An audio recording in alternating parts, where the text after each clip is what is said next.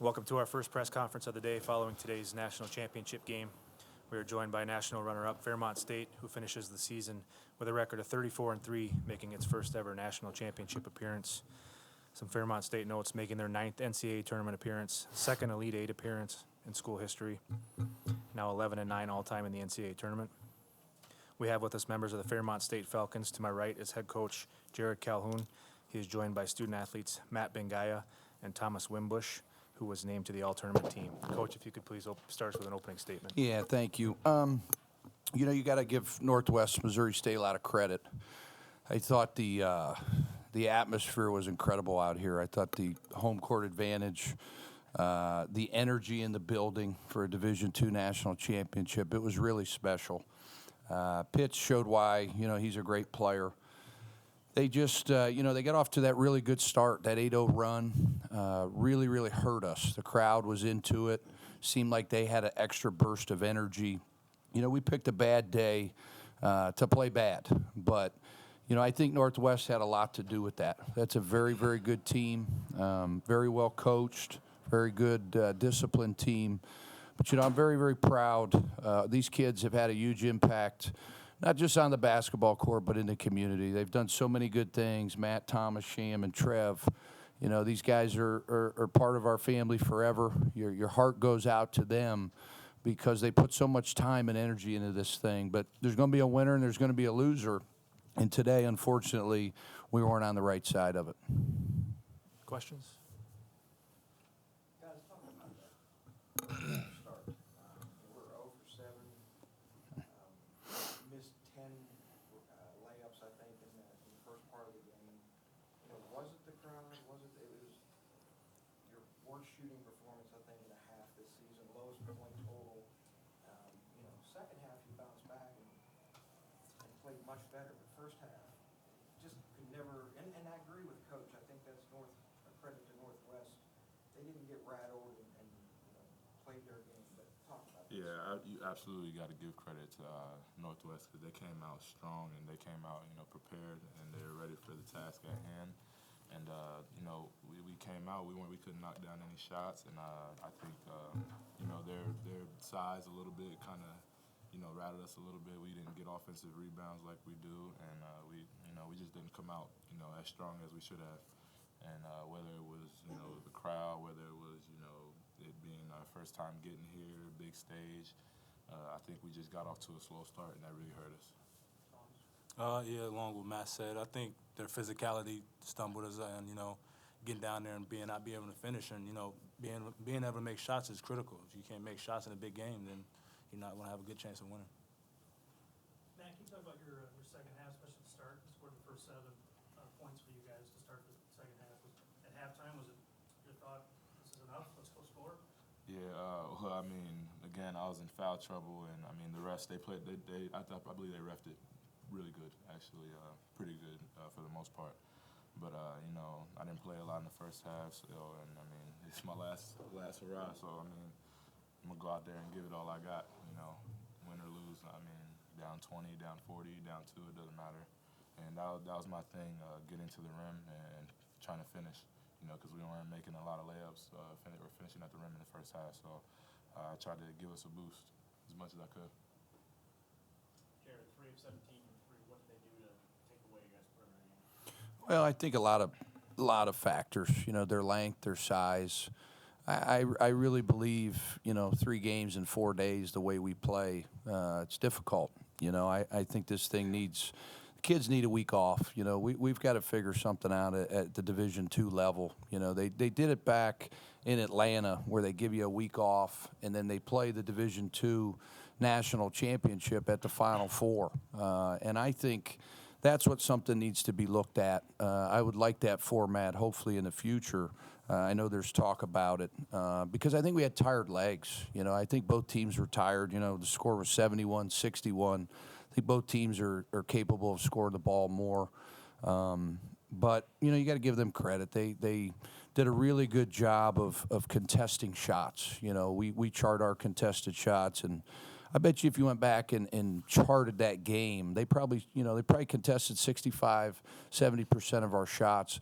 They did a tremendous job in transition defense. All year long we've made 6-8-0 runs, and we didn't have those tonight. We had a couple in the second half, and then you got to give them credit for handling the press. They did a really good job against our pressure. Despite all the stuff in the first half, you're only down 11 coming out. In the second half, you guys did get it down into single digits, but you can never get over that barrier to get it to 7 and 5 and everything. Talk about, what you guys as a team talked about want to do in the second half, and about their efforts of keeping you guys at bay every time we try to make a run. Every time we get it down to 7, we make a mental mistake of leaving the open guy a great shooter, and we wanted to make them uncomfortable. So they stayed poised. They made the right passes and they made the shots, like I said before. But if you make a team like that comfortable and they just be able to pass the ball around the court, they can do anything they want, and they felt comfortable the whole game. Coach, can I ask you too about you talked about the pressure a little bit. You Yeah. pretty much had that the whole second half. Was that kind of the game plan at halftime? You talking about tired legs, but it seemed like it got you back in. Yeah, that's how we play. If you watch our tape and you know our style, that's how we play. We press, we fly around. And I just felt, with the games this close together, you know what I mean? It's hard. So we actually went to a little bit of a junk defense that we've worked on a little bit. It's not our go-to defense, but I thought the kids did a really good job in our matchup zone in the second half. We got some stops. They got a little bit stagnant. But our pressure on the ball wasn't good. A couple of our guys were not. Our rotations were a little bit late. Just a little bit unfamiliar for us because in 34 wins we flew around. We got to the ball, but that's a good team. That was a great crowd. I think the Pentagon. I think Sioux Falls has a lot to be proud of. I think both teams. It's the most wins amongst two teams for a national championship game. I think it really showed a great light for Division II basketball. I just wish we had a few more days to get ready because I think it would help these student athletes, be a little more fresh for the game. Guys, just sum up, I know not the outcome you wanted today, but still, you guys put together a magical run. A lot of people never thought you could get to this point and talk about this season you guys had. You don't get the team like this that we have all the time. We know that we got something special here, and we wanted to make it last as far as we could. So, I wouldn't trade anything for something else right now with this team. I'm very proud of my guys and the way they played or throughout the season. It was special, and I'm just appreciative to have coach, everybody else along with the staff, to go on to the players. Yeah, we fell short, but you win some, you lose some, and like I said before, I wouldn't trade it for anything. Same with me. I came here from Southern Miss. I guess you can say a little bit of me didn't know what to expect, but getting here and being with this group of people, I didn't expect anything less than getting to a national championship and putting ourselves in a position to win a national championship. And we came up short, but like I said, these are my guys forever. There's nothing else to it. I wouldn't trade it either. Jared, how well set up? You obviously lose some great pieces that you guys sit next to you, Trevor and Shamgar, but how well set up with guys that are redshirting and some younger players coming up to take you back? Yeah, the league's changing. Coaches have left. It's the foundation is there with Jason Jolly and Vontae, and the way we build it, it's set up for longevity because we redshirted guys. We're getting guys better. We're recruiting high school guys. Our guys know the style of play in the league.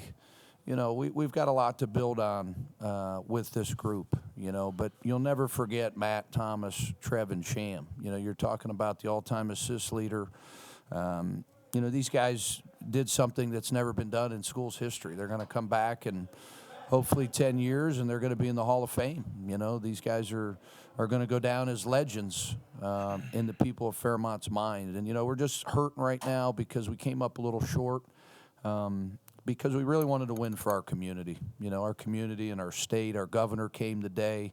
West Virginia is just a special place. It's hard for people that don't live in our state to understand that. You know, there's not too many places that the governor gets on a plane and flies out here and comes to the game. And that meant a lot to us, you know, and all the fans that came. But hats off to Northwest, and you know, what a good team.